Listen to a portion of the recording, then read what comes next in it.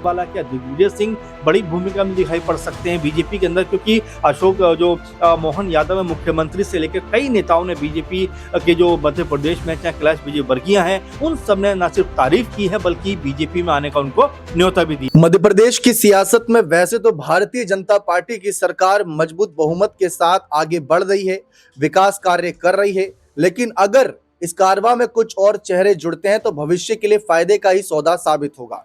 इसी वजह से चर्चा हो रही है दिग्विजय सिंह की, जिन्होंने हाल ही में एक तस्वीर शेयर करके सभी को हैरान कर दिया था, जहां आरएसएस और बीजेपी की तारीफ कर रहे थे। ऐसा यहां पर राजनीतिक विश्लेषकों ने कयास लगाए और उनके शब्दों ने भी चीख चीख कर यही गवाही दी कि हाँ, ये तारीफ है ना कि आलोचना। अब इसी मुद्दे पर चर्चा हो रही है कि दिग्विजय सिंह का अगला कदम क्या होगा। वैसे उन्होंने उसके बाद सफाई भी दी कि मेरा ऐसा कोई मकसद नहीं है, मैं हमेशा से ही आरएसएस बीजेपी विरोधी रहा हूं और विरोधी रहूंगा। लेकिन ऐसा ही एक समय पर ज्योतिरादित्य सिंधिया भी कहा करते थे, ऐसा ही एक समय पर सुनील जाखड़ भी कहा करते थे, ऐसे एक समय पर हार्दिक पटेल कहा करते थे, ऐसे कई और नेता हैं जो ऐसे ही बयान देते थे। लेकिन आज क्या है कि आज वह कांग्रेस को छोड़कर बीजेपी के साथ हैं। तो क्या अगला नंबर दिग्विजय सिंह का है? शशि थरूर की चर्चा खूब हो रही थी, लेकिन दिग्विजय सिंह ने पूरी महफिल लूट ली ये तस्वीर शेयर करके। इसी मुद्दे पर ज्यादा जानकारी लेंगे कि क्या दिग्विजय को ऑफर मिल रहे हैं बीजेपी में आने के, अगर हाँ तो दिग्विजय के मन में क्या है, किस लिए वो ये सब कुछ कर रहे हैं। इसी मुद्दे पर हमारे साथ हमारे खास वरिष्ठ सहयोगी अमन सर मौजूद है। सर, क्या लगता है दिग्विजय का ये बयान ऐसे माहौल में जब कोई चुनाव भी नहीं है और कोई राजनीतिक संकेत भी नहीं कि अगर वहां जाते हैं इतने विधायक लेकर तो सरकार गिरा देंगे, बना देंगे, फिर ये क्यों कर रहे हैं वो? देखिए, पहली बात तो ये है कि दिग्विजय सिंह बहुत वरिष्ठ नेता हैं, कांग्रेस पार्टी के मुख्यमंत्री रह चुके हैं मध्य प्रदेश के कई बार, और ऐसे में अगर इस तरह की तस्वीर वो साझा करते हैं तो उसका कोई ना कोई मायना जरूर निकल कर सामने आता है। क्योंकि दिग्विजय सिंह के अनुभव के आधार पर हम ये बात कह सकते हैं कि वो कोई भी बात कहते हैं या कोई भी तस्वीर को साझा करते हैं तो वो यूं ही नहीं करते, उसका कोई ना कोई मैसेज जरूर होता है। आप देखेंगे इस तस्वीर में पीएम जो इस वक्त के पीएम नरेंद्र मोदी हैं वो बेहद साधारण कार्यकर्ता की तरह नजर आ रहे हैं। आडवाणी जी जो ऊपर बैठे हुए हैं और ये कहीं ना कहीं बताना चाह रहे हैं कि देखिए, बीजेपी के अंदर एक कार्यकर्ता भी उच्च से उच्च पद पर जा सकता है, प्रधानमंत्री बन सकता है। क्या वो ये संदेश देना चाहते हैं कि भाई अब वक्त आ गया है कि एक साधारण कार्यकर्ता को आपको एक बड़े लेवल पर लेकर जाना पड़ेगा? क्या उनका इशारा इस तरफ है? क्योंकि राहुल गांधी के नेतृत्व में जिस तरह से कांग्रेस पार्टी में आगे बढ़ी, लेकिन आगे बढ़ने के साथ में कई चुनाव वो हार गई, उसके बाद अध्यक्ष से भी राहुल गांधी हट जाते हैं और ये भी एक बड़ी वजह बन जाता है कि क्या यहाँ से अब राहुल गांधी को मुख्य चेहरे के तौर पर भी अब कह सकते हैं कि अपना मानने से लोग कांग्रेस पार्टी में अब थोड़ा सा असहज हो रहे हैं। क्योंकि इस तस्वीर का मायना कहीं ना कहीं ये निकल के आता है और साथ में एक बात और भी गाहे बगाहे निकल के ये भी सामने आती है कि क्या अब राहुल गांधी के अलावा दिग्विजय सिंह का इशारा प्रियंका गांधी की तरफ तो नहीं है? क्या वो ये तो नहीं कहना चाहते? क्योंकि प्रियंका गांधी की अगर पॉलिटिकल हम अनुभव की बात करें तो अभी कुछ ही दिनों पहले वो उपचुनाव में सांसद बनी है और राजनीतिक तौर पर कोई बहुत बड़ा अनुभव उनका नहीं है। तो क्या वो ये कहना चाहते हैं कि भाई प्रियंका गांधी को हमें ट्राई करना चाहिए? तो तमाम सारी बातें हैं जो इस तस्वीर के जरिए निकल कर सामने आती है। लेकिन इसकी एक दूसरी तस्वीर भी ये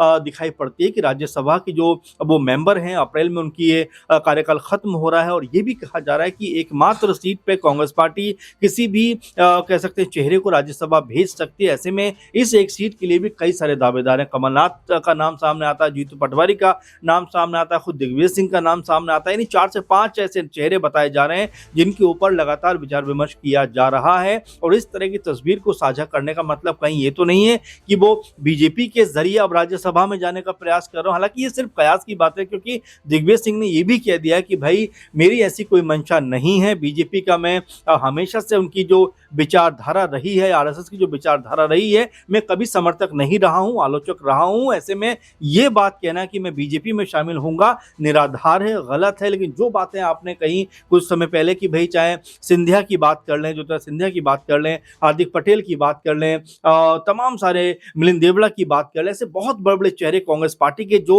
मजबूती के साथ में पार्टी के पक्ष रखते थे, लेकिन जिस तरह से बीजेपी में वो शामिल हुए उसको देखकर ये कहा जा सकता है कि भाई कोई भी चेहरा कहीं भी जाता हुआ नजर आ सकता है। जी बिल्कुल साफ है। लेकिन कांग्रेस पार्टी का इस पर एक्शन क्या था? कांग्रेस पार्टी के एक सीनियर नेता बीजेपी के नेताओं की तस्वीर शेयर करके उनकी तारीफ करते हैं, शब्द भी उनके ऐसे ही नजर आते हैं और उन पर कोई एक्शन भी नहीं होता। राहुल गांधी का उस समय स्टेटमेंट थोड़ा सा हल्के अंदाज में नजर आया और मुस्कुराहट के साथ नजर आया कि आप बदमाशी कर गए। यानी उन्हें पता था कि राहुल गांधी को कि ये खेला कर गए हैं और अब बड़े से बड़े कार्यकर्ता भी जो कांग्रेस में, उनके मन में ये आएगा कि यहां पर तो गांधी परिवार की तरफ ही देखें तो प्रधानमंत्री के चेहरे के दावेदार वही बनते हैं, जबकि बीजेपी में कार्यकर्ता भी प्रधानमंत्री बन सकता है। तो आप खुद सोचिए कि अगर आप एक कार्यकर्ता हैं और आपको भविष्य में अपने पद का ख्याल है कि मैं किस पद पर अपने आप को देखता हूं, तो क्या बीजेपी में आप प्रधानमंत्री बन पाओगे या कांग्रेस में बन पाओगे, ये आपको सोचना पड़ेगा। और इस बात का एक कह सकते हैं उदाहरण सेट कर दिया दिग्विजय सिंह ने। इसके आने वाले समय में खूब चर्चा होगी। लेकिन सर, हम ये भी देख रहे हैं कि मध्य प्रदेश की राजनीति में जीतू पटवारी को बहुत आगे बढ़ाया जा रहा है। युवा नेता है, पुरानी गलतियों से कांग्रेस सबक ले रही है। कमलनाथ की भी नाराजगी खबरें थी, क्योंकि नगर निकाय चुनाव हो या तमाम ऐसे चुनाव जहां पर जीतू पटवारी की चल रही है, मुख्य नेता के तौर पर नजर आ रहे हैं।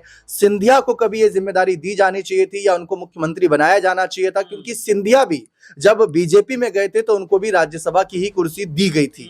तो क्या वही प्लान कह सकते हैं कॉपी पेस्ट कर रहे हैं यहाँ पर दिग्विजय सिंह? देखिए, बिल्कुल। और यहाँ पर कांग्रेस पार्टी को मजबूत अगर होना है तो किसी भी राज्य की बात करें कि वहां पर जो भी 2-3 चेहरे बड़े होते हैं उनके बीच में तालमेल बैठाना बहुत जरूरी है। आप देखेंगे राजस्थान के अंदर भी कमोवेश वैसी स्थिति बनी रही। अगर आप अशोक गहलोत की बात करेंगे, सचिन पायलट की बात करेंगे, दोनों के बीच में समय समय पर गहमा गहमी दिखाई पड़ती रही, बयानबाजी निकल कर सामने आती रही। कुछ वैसे ही मध्य प्रदेश में भी दिखाई पड़ता रहा कि ज्योतिरादित्य सिंधिया की बात करें, कमलनाथ की बात करें, दिग्विजय सिंह की बात करें, कि जिस तरह से आपस में तालमेल का अभाव दिखाई पड़ा, वही वजह थी कि ज्योतिरादित्य सिंधिया कांग्रेस पार्टी छोड़कर बीजेपी में शामिल हो जाते हैं। और अब जबकि जीतू पटवारी अपने खांधे पर पूरी कांग्रेस पार्टी की जिम्मेदारी लिए मध्य प्रदेश में मजबूत करने को निकले हैं पार्टी को, तो उनको क्या समर्थन मिल रहा है? क्या जो बड़े लीडर हैं उनके साथ में खड़े हो रहे हैं? अगर खड़े नहीं हो पा रहे हैं तो कांग्रेस पार्टी लाख प्रयास करे, लेकिन एकजुटता का जो कहीं ना कहीं बात की जाती है वो कहीं ना कहीं अधर में लटक जाएगी। और देखिए, एकजुट होना बेहद